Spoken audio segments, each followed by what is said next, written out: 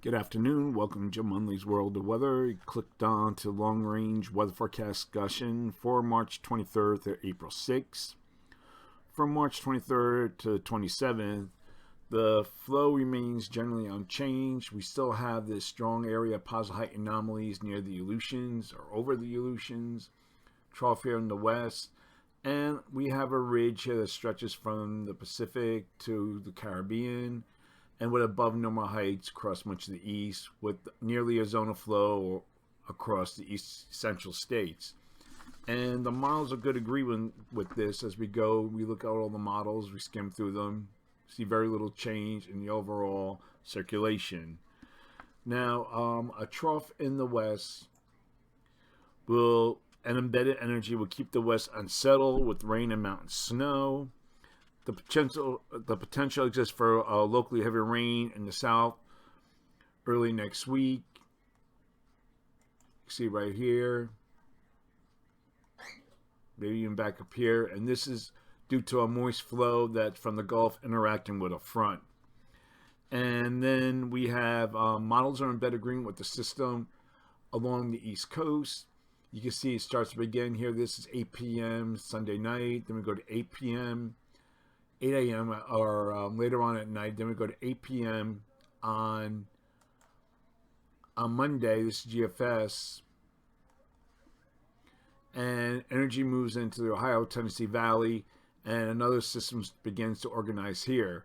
Now, as of now, the system is forecast to pass near the benchmark, but there's still a lot of variables, and especially along the coast, it'd be an east-southeast flow, and that would be hard to get any kind of snow accumulation along the coast, but it is possible.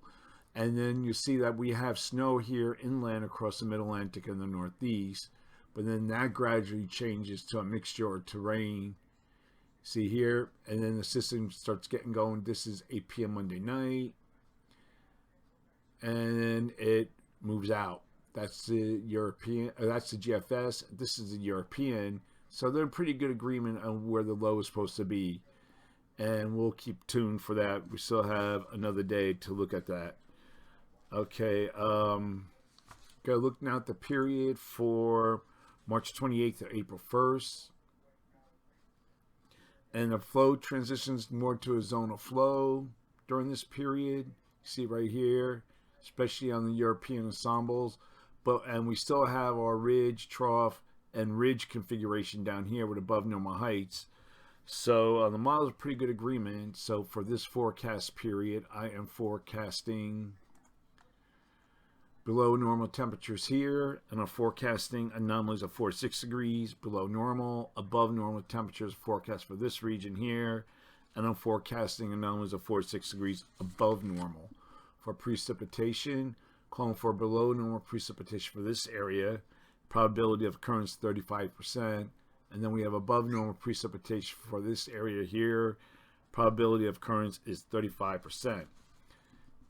Now we're going to look at the period for April 2nd to the 6th. And we still have our ridge, but it starts to weaken or it starts to move away. We still have a below normal heights here, but the flow is still fairly zonal. Still have our ridge across this area, but above normal heights. This is the NAEFS. Then we look at the European ensembles. And it has a zonal flow above normal heights across much of the nation, as does the GEFS, and to another extent this is the GFS trough ridge configuration. So for this forecast period, I am forecasting below normal temperatures here, and I'm forecasting anomalies near 4 degrees below normal.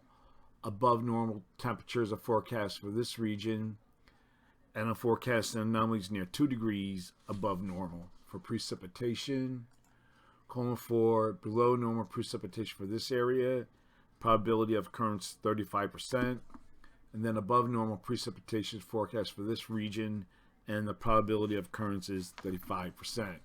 That's the long range weather forecast discussion for March 23rd to April 6th.